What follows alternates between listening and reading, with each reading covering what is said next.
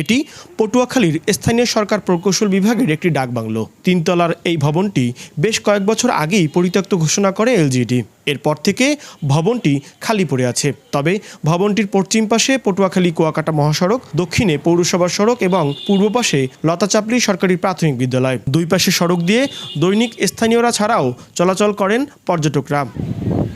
ভবনটি বেশ কিছু কলাম এবং পিলারে ফাটলের পাশাপাশি বেরিয়ে এসেছে রড। জরাজীর্ণ ভবনটি ভেঙে পড়ার আতঙ্ক নিয়ে পাশের রাস্তা দিয়ে চলাচল করছে মানুষ। যেরকম পর্যটকরা ঝুঁকিতে আছে, সেরকম স্কুলের বাচ্চারা ঝুঁকিতে আছে, স্থানীয় মানুষরাও ঝুঁকিতে আছে, কিন্তু এটি এলজিইডি কোনো কর্তৃপক্ষরা ব্যবস্থা নিচ্ছে না। এটা যদি দ্রুত সময় অপসারণ না করা হয় তাহলে যে কোনো সময় দুর্ঘটনা ঘটতে পারে এবং সেই দুর্ঘটনা অনেক ভয়াবহতাও দেখা দিতে পারে। খুব দ্রুত এই ভবনটিকে অপসারণ করা দরকার। এদিকে ভবনের পাশের প্রাথমিক বিদ্যালয়ের মাঠে খেলাধুলা করেন শিক্ষার্থীরা। ভবনটি ধসে পড়লে বড় ধরনের প্রাণহানির আশঙ্কা শিক্ষক ও শিক্ষার্থীদের। আমার শিক্ষার্থীদের জন্য ঝুঁকিপূর্ণ, এটা যে কোনো সময় এটা ধসে পড়তে পারে। আমরা যখন এইখানে খেলি তখন আমাদের অনেক ভয় লাগে, হয়তোবা মনে হয় যে বিল্ডিংটা একটু পরে আমাদের গায়ে পড়বে।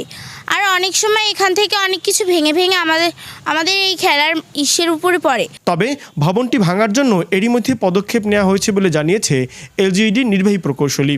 অলরেডি একটা প্রাক্কলন তৈরি করছি। প্রাক্কলনের প্রশাসনিক অনুমোদনের জন্য চিফ ইঞ্জিনিয়ার মহোদয়ের কাছে প্রেরণ করা হয়েছে। এটা অনুমোদন হলেই আমরা এটা ফাইনালি অকশনে যাব। আব্দুস সালাম আরিফ, বৈশাখী সংবাদ, পটুয়াখালী।